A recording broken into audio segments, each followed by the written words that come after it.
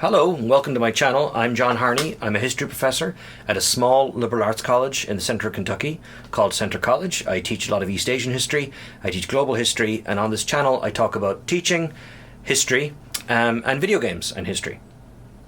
Today I want to talk a little bit about how I'm rebuilding my modern China class, specifically how I'm approaching kind of our day 2, which is to talk about the century of humiliation. So the idea behind this video is to talk a little bit about how I kind of go about changing a course, why I do that, the link between content and kind of skills and how I kind of work with that. And hopefully you'll find this interesting if you like Chinese history, or if you're interested in how kind of college classes work, or perhaps if you're starting out in your teaching career, if you're in graduate school or something like that, maybe you'll find it interesting to see someone who's been teaching his own classes for 15 years. This is how I approach it. Certainly my approach wouldn't be the best and isn't the only approach, but it's kind of how I do it. So I teach a upper division modern Chinese history course here at Centre College, and this is my showcase or home field course or whatever I want to call it. This is the course I know the best. I know the historiography the best. I know the materials the best, and I try and teach it every other year if I can. In my experience teaching East Asian history in the United States of America, there are kind of multiple goals in play. A big one, obviously, is to inform students about Chinese history and some of the lessons we can learn from it, and kind of to help us understand, Chinese culture today, but also just to study the history for the sake of itself, that it's really interesting and fascinating things have happened.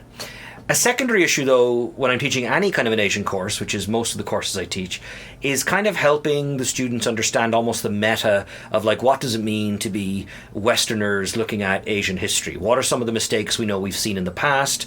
Stereotyping, taking cliche as fact, things like that. How do we kind of turn that into something useful, something practical, and how do we do it without losing our genuine interest in this different kind of a culture? This is always a challenge I feel like we go through, and that kind of replicates in how I approach my East Asia courses. As I told my students this week when we began, when they take a US history course, they might not think of it this way, but they know a lot to begin with. Even if they say they don't know anything about history, they know quite a bit. They have a lot of kind of baseline information that most of them for Chinese history simply won't have, really. And maybe what they do have is kind of cliched or very generalistic, or just kind of, threadbare.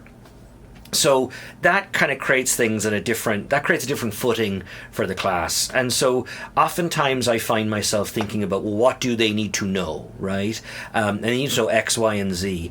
But then I kind of worry, well, if they already know X and Y for their US history course and they get through Z relatively quickly, are they able to get into more depth into things than I'm able to get to in my Chinese history class? And is that a problem? And how do I think about that? This mirrors a larger problem that shows up a lot early in your career in particular, of how to balance the idea of content versus kind of theme and setting an idea, and then development of skill. And this is a huge thing when you're teaching any kind of a course, and even when you're fairly experienced, it's kind of one of the first kind of things you think about. Especially for historians, some of you are smarter than me, but I certainly learned the hard way. You can try and cover too much. And whenever I successfully covered what I wanted to cover, those classes weren't very good.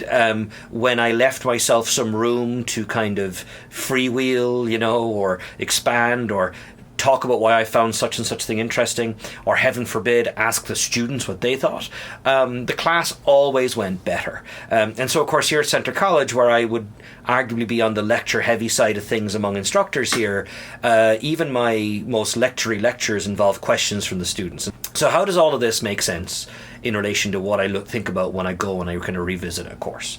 This is the course with which I'm the most familiar. Well, what's my personal history of this course? The first thing I did when I first taught modern Chinese history at DePaul University in Chicago is I took my advisor's class that I had TA'd, and I basically taught that. Now, what happens in reality is that you are immediately tweaking things even before you notice that you're doing it. You're making changes on the fly. You're spending more time on something than your advisor did. You're bringing something in your advisor didn't. These things all happen right off the bat, right off the start.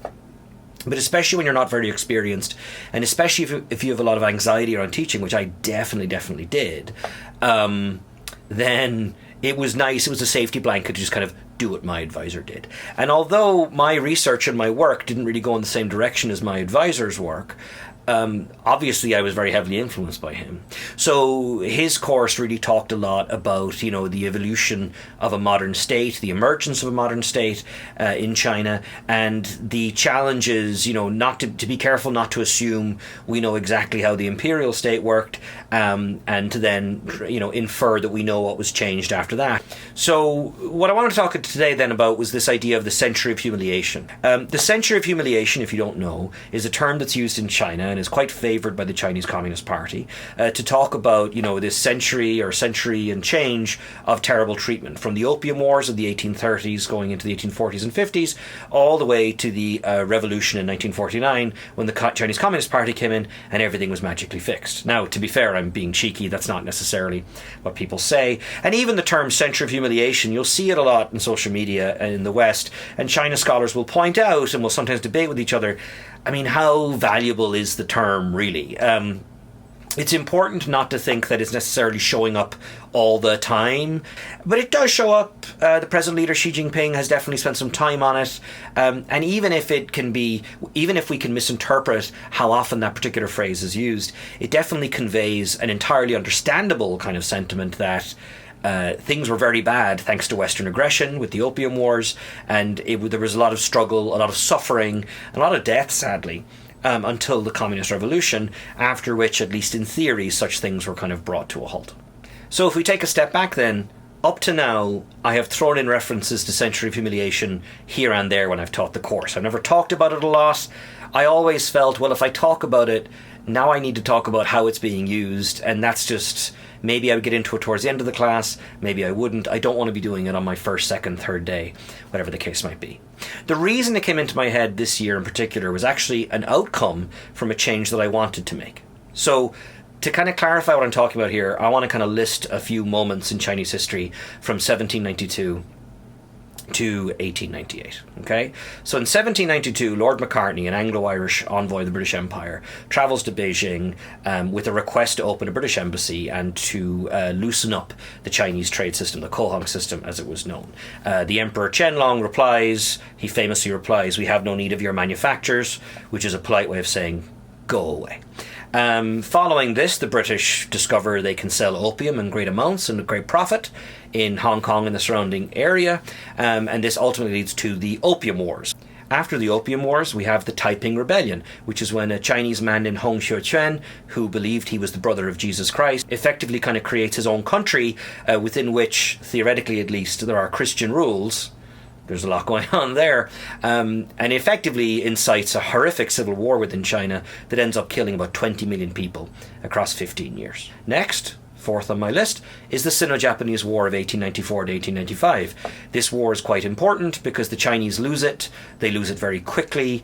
Losing to the Japanese is a different dynamic from losing to the British, for example, or the French, or even the Americans, and it creates a lot of kind of momentum within Chinese society among constituencies who previously hadn't chosen to push the issue to think about what a Chinese society should look like. And then in 1898, you had the 100 Days Reform, when the Emperor Guangxu, who had been emperor in name for a while but didn't actually run the country, the Empress Dowager Cixi ran the country. He has this summer in 1898 where he gathers some advisors around him, sends out a whole bunch of edicts, and theoretically it's an attempt to kind of modernize the state. The emperor doing the modernizing, but the Empress Dowager Cixi, she returns to Beijing and she kind of puts a stop to it. And the first time I taught this course, I spent a lot more time on late imperial China. I might spend a couple of days talking about the Ming dynasty and concepts of Confucianism. I might give them primary sources from the Analects or something like that to really kind of try and think about what is some of the kind of cultural basis here. And then we would get into Macartney a little bit and how Macartney kind of violates some of those cultural assumptions, and then the Opium Wars and violence and everything else. And I did this in part because it's kind of how my advisor did it, although he didn't spend as much time on Macartney per se, but he did, he liked to frame it in this idea of here's what's happening in China, here's the interruption that comes in. And I also liked that as well, and that worked well for me for a long time. But we're coming into, it's 2026, I've taught the class quite a few times, it's definitely time for a refresh. I really want to set things up for that larger conversation about, what is China going to be, what is it the Chinese people want, how to understand how that plays out. So that kind of tweaks things. The second thing I wanted to do is I've traditionally finished the class at Tiananmen in 1989, and that is getting pretty long in the tooth. And so I think now that my end point will be 2012 when Xi Jinping comes to power, and we might have a last day. It's like what's been happening in China since Xi Jinping came to power. But by doing that, it doesn't just squeeze the time frame, which it does, and it kind of leaves me less time for the 19th century. Again, it gives me an impetus to rethink how I'm packaging the 19th century and how I'm preparing the students and how we're talking about it and how we're thinking about it. So, with all that in mind, I went back to my 19th century and I had to think, what am I going to do? Now, I had usually cut McCartney already, just for reasons of time. And I had cut the 100 Days Reform also for reasons of time. And I'd spent a lot of energy on kind of what we call the self-strengthening movement, or what used to be kind of the Tongzi restoration of the mid to late 19th century.